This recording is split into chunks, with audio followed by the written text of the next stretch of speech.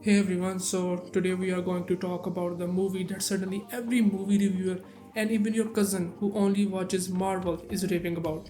Yes, I'm talking about F1 the movie.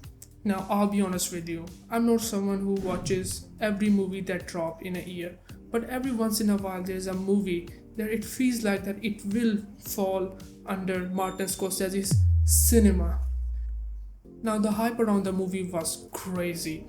Now, we got Brad Pitt starring, we got the director of Top Gun Maverick behind the lens, we got Hans Zimmer as the composer, and even Apple, they were promoting at their WWDC. That was supposed to be a quick lap, not a therapy session. But it feels so much better. Now, the question is, did it live up to its hype? Drum rolls, please. Yes, it did. So let's talk about the visuals. Now, to be honest, this movie didn't feel like any other racing movie. And the part of the reason is because when you were watching the movie, it's not like you're watching the race, it's like you were in the race. The movie was absolutely immersive. And I think the part of the reason why is because they use the actual F1 Grand Prix during the weekends, they used the actual F1 cars, and they used actual F1 circuits. So maybe that's why it felt absolutely immersive. You felt like that you are in the place, you are experiencing the things which the driver was feeling. And then there's Hans Zimmer soundtrack. Literally, it when the engine roars, it didn't feel like the engine was roaring and the car was driving. It felt like the emotions were driving. I literally felt my chest tighten in the best way possible because the music of Hans Zimmer combined with the engine, the mighty beast of the F1, it was totally next level. It felt like really out of this world, and combined with these stunning visuals, I tell you, you should absolutely watch this movie in theaters. Now, most of you wondering, okay, we get it, the movie is great, it's immersive, but it's only targeted for a small fraction of audience who actually watch the sport, who actually follow the sport. And I also thought the same because I know nothing about F1. Only one thing, only one rule which I know about F1 is to win the race like any other sport. And this is where the movie shines.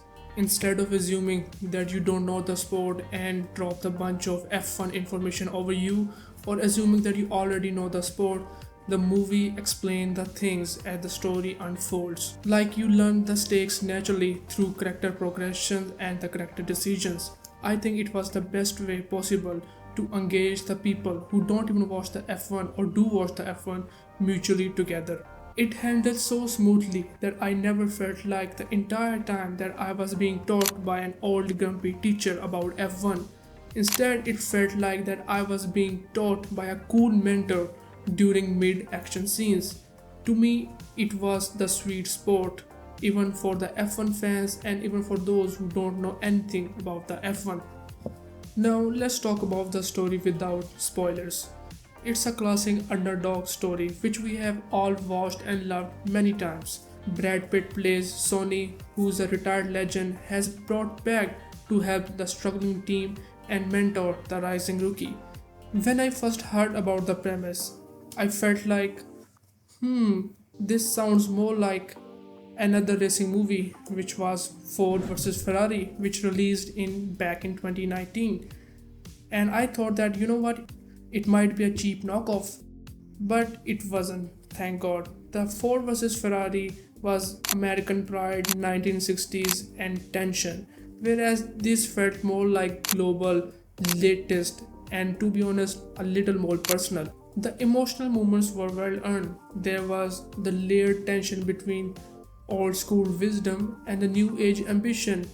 Brad Pitt doesn't overplay it, he was just a cool character.